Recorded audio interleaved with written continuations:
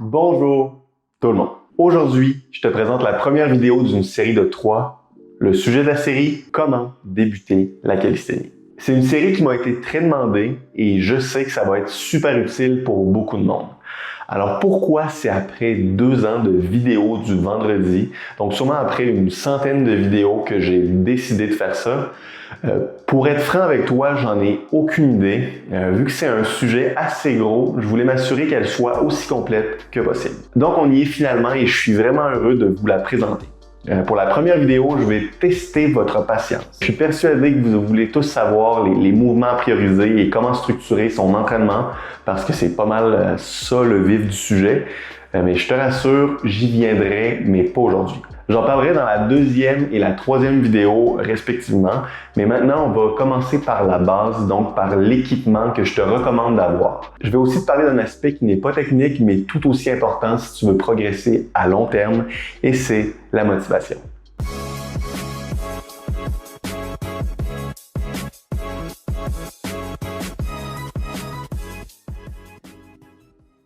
La calisthénie est aussi connue sous le nom d'entraînement au poids du corps. Selon cette logique, tu ne devrais pas avoir besoin d'équipement. C'est presque vrai. Je te présente ici ce que tu dois absolument avoir pour débuter et bien progresser. L'avantage de cette discipline, c'est justement qu'elle nécessite pas beaucoup pour s'y mettre. Tu pourrais sûrement te rendre très loin avec seulement une barre à chin-up et le plancher, mais tu passerais à côté de beaucoup de choses. OK, c'est parti. On commence avec les bandes élastiques.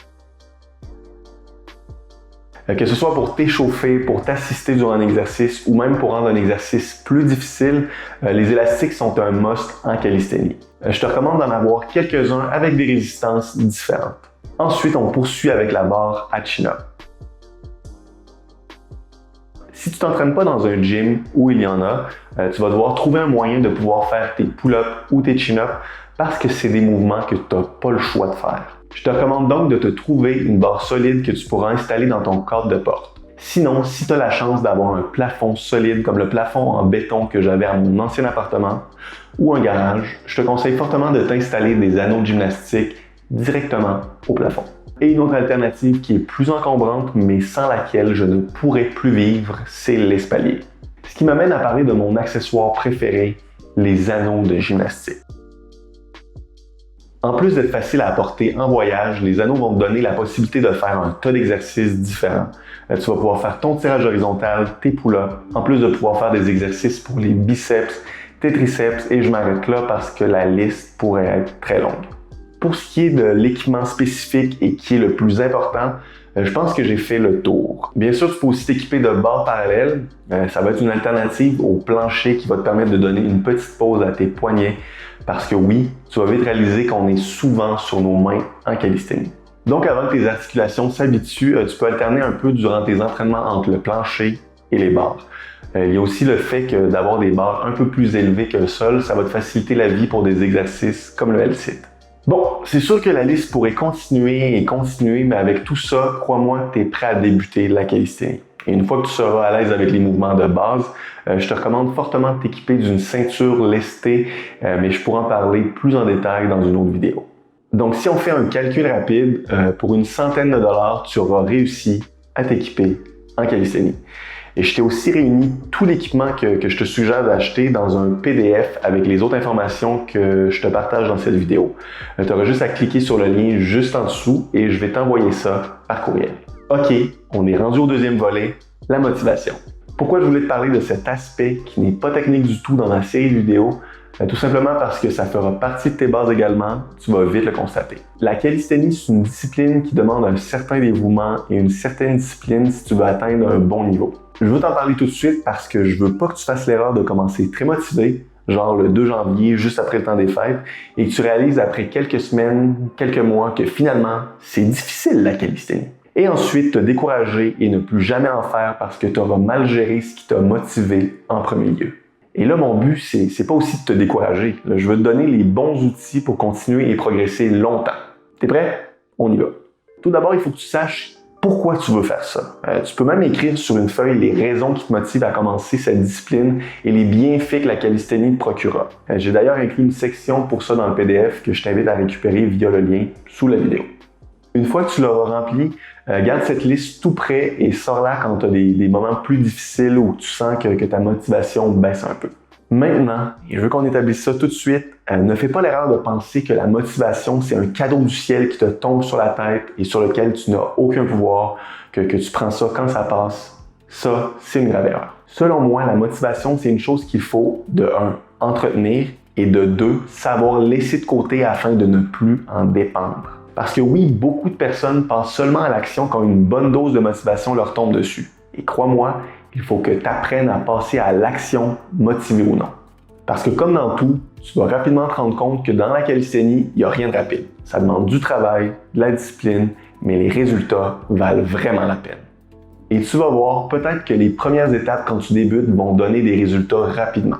Tant mieux, mais plus tu progresses, plus les victoires vont être espacées. Je veux surtout pas te faire peur en te disant ça, c'est simplement qu'au début, c'est une période géniale parce qu'on progresse rapidement quand on commence à s'entraîner.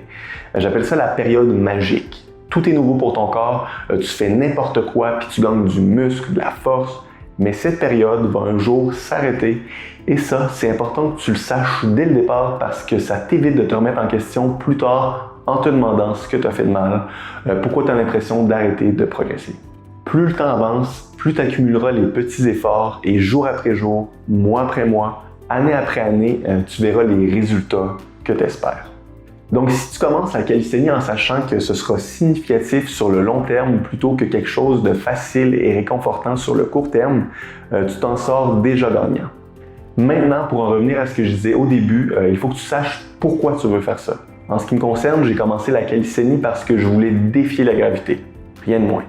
Je voulais voir ce que mon corps est capable d'accomplir et j'ai toujours eu un penchant pour les sports qui demandaient de la force. C'est peut-être à cause que j'ai grandi avec des dessins animés comme Dragon Ball Z, qui sait, peu importe d'où ça vient, j'ai trouvé mon pourquoi et crois-moi, tu veux trouver le tien aussi. Si ton pourquoi c'est parce que c'est le 1er janvier et tout le monde recommence à s'entraîner ou parce que tu veux impressionner tes amis en faisant des mouvements sexy que tu as vus sur Internet, tu risques de pas faire long feu. Demande-toi plutôt pourquoi la calisthénie plus qu'autre chose. Qu'est-ce que tu penses que cette discipline va t'apporter? Comment tu penses que tu vas te sentir en la pratiquant? Et dernièrement, fixe-toi de petits objectifs au lieu d'un seul gros. C'est important que tu sois capable de mesurer tes progrès. Je te donne un exemple. Si tu veux réussir le front lever, et ça ne me surprendrait pas parce que c'est un mouvement que beaucoup veulent réussir, tu ne veux pas que ton objectif soit le front lever. Crée-toi des sous-objectifs. Décortique les progressions. Donne-toi un objectif de secondes passées dans chaque progression. C'est avec ces petites victoires que la motivation va s'auto-générer. Donc, en fixant des objectifs réalistes, tes réussites seront plus facilement identifiables. Pour finir, je veux terminer en te partageant mon expérience personnelle. Tu le sais peut-être, j'ai pas besoin de me botter les fesses pour m'entraîner. J'ai trouvé une discipline que j'aime, qui me donne envie de m'améliorer jour après jour. Oui, j'ai des moments plus difficiles, ça c'est certain. De penser le contraire, c'est la meilleure manière de te décourager rapidement. Parce que crois-moi quand je te dis que même les plus grands athlètes ne sont pas motivés 24 heures sur 24. Ils ont juste trouvé des outils pour avancer même quand la motivation n'est pas au rendez-vous. Ils ont trouvé leur pourquoi. Et juste ça, c'est un carburant qui peut te faire avancer très, très longtemps. Donc c'est tout pour la première vidéo de la série de 3, comment débuter la calisthénie. Avant qu'on se quitte, je te demande 2 choses. Premièrement, clique sur le lien juste en dessous sous la vidéo pour que je t'envoie le PDF. Et deuxièmement, rends-toi dans les commentaires et dis-moi un peu plus sur toi. Pratiques-tu déjà la calisthénie, oui ou non, et quels sont tes objectifs? Et on se dit à la semaine prochaine pour une deuxième vidéo sur comment débuter la calisthénie.